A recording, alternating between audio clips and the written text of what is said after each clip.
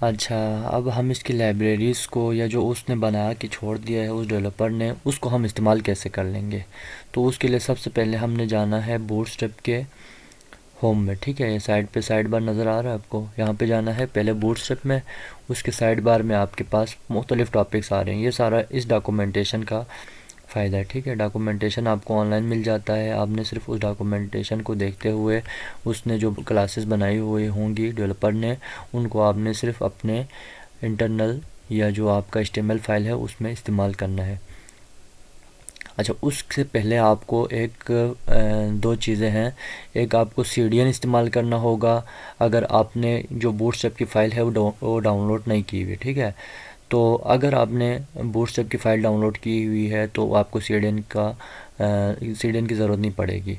अच्छा, CDN किसे कहते हैं? CDN है एक ऑनलाइन कंटेंट डिलीवर नेटवर्क। ठीक है, मतलब एक ऑनलाइन पर कोई सर्वर होता है जिसमें मल्टीपल लाइब्रेरीज या मल्टीपल नेटवर्क्स होते हैं जिनका आप इस्तेमाल बग़ैर किसी फ़ाइल के लोकल फ़ाइल के इस्तेमाल कर सकते हो। ठीक है, CDN का ये मतलब होता है, मतलब आपके पास नेट है तो आप डायरेक्ट CDN का इस्तेमाल कर सकते हो। अगर आपके पास नेट नहीं है, ठीक है, या आप ऑफलाइन हो, आपका कोई प्रोजेक्ट है, तो आप उसको क्या कर लो, बूटस्ट्रैप की फ़ाइल को डाउनलोड कर लो। ठीक है, तो बूटस्ट्रैप की फ़ाइल को डाउनलोड करना बहुत आसान है। आप डायरेक्ट गूगल पे जाकर बूटस्ट्रैप डाउनलोड लिख लो तो वहाँ से आप डाउनलोड कर सकते हो। ठीक है, तो वो हमारा पर्पज़ वो नहीं है, बूटस्ट्रैप को आप डाउनलोड कर लो।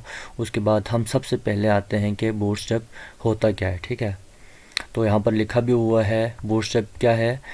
Most popular HTML CSS and JavaScript framework for creating responsive mobile first website. ठीक है, रिस्पॉन्सिव का मतलब होता है कि मतलब मल्टीपल डिवाइसेस में आपका जो वेबसाइट है उसका लेआउट है या उसका स्ट्रक्चर है वो प्रॉपर अरेंज हो। ठीक है, मतलब आपने जितने भी चीज़ें आपने वहाँ पर इस्तेमाल की हुई हैं, जैसे आपने एक कंटेनर बनाया था, वहाँ पर इमेजेस लगाई थी, जो बटन लगाए थे, वो एज़ इट इज़ जैसे आप PC में खोलोगे, लैपटॉप में खोलोगे, एज़ इट इज़ वो क्या हो जाए, मोबाइल रिस्पॉन्सिव भी हो जाए, मोबाइल में भी वही लेआउट वहाँ पर शो हो जाए, उसको कहते हैं हम रिस्पॉन्सिव या मोबाइल फर्स्ट वेबसाइट। ठीक है, तो ये है हमारा बूटस्ट्रैप। ठीक है, बूटस्ट्रैप क्या है, बेसिकली एक CSS का एक फ्रेमवर्क है। CSS में मल्टीपल चीज़ें थी जिन्हें हमें बार बार यूज़ करना पड़ रहा था।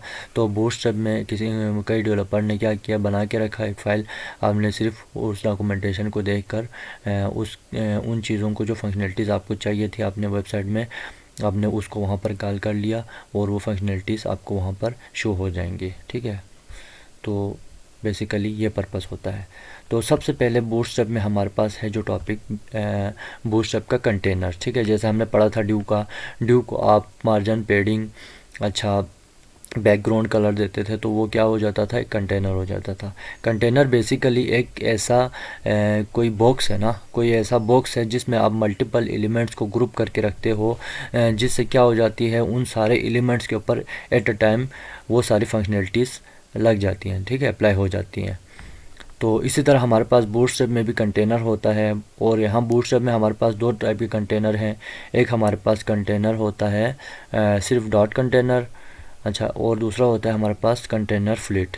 अच्छा, यहाँ पर डॉट कंटेनर का क्या मतलब है, हमने पिछले क्लासेस में भी पढ़ा था CSS के कि जब भी आप डॉट से कोई चीज़ लिखोगे तो वो हमारे पास क्लास कॉल होगी, अगर आप हैश से लिखोगे तो वो हमारे पास ID कॉल होगी। ठीक है, तो हमारे पास यहाँ पर डॉट से कंटेनर लिखा हुआ है तो आप इसका क्या मतलब है, हमारे पास कोई क्लास है। ठीक है, तो आप यहाँ पर डॉट कंटेनर क्लास क्या कर रहा है, provide a response fixed with container. ठीक है, मतलब एक फिक्स विथ बना रहा है किसी भी कंटेनर का। ठीक है, लेकिन फ्लूइड क्या कर रहा है, कंटेनर फ्लूइड जो है वो कर रहा है फुल विथ कंटेनर। ठीक है, spanning the entire width of the viewport. अच्छा, व्यू पोर्ट का मतलब है आपकी जो वो डिवाइस की डिस्प्ले। ठीक है, मतलब मेरा जो मोबाइल है उसकी स्क्रीन कुछ और होगी, आपके मोबाइल की स्क्रीन कुछ और होगी, अच्छा, लैपटॉप की स्क्रीन कुछ और होंगी, तो उनमें क्या हो रहा है, वो रिस्पॉन्सिवनेस शो कर रहा है। ठीक है, यहाँ पर साथ में एग्जांपल भी दिया हुआ है, जो आप सिर्फ डॉट कंटेनर का इस्तेमाल करोगे तो इस तरह आएगा,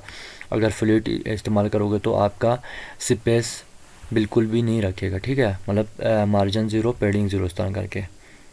अच्छा, बाकी फ़िक्स कंटेनर के हवाले से कुछ बताया हुआ है यहाँ पर कि आप सिमाल में, ठीक है, मतलब पिक्सल्स बेस आप इसके स्क्रीन साइज चेक कर सकते हो। बाकी यहाँ पर इसके एग्जांपल में भी दिया हुआ है कि आप उसको इस्तेमाल कैसे करोगे।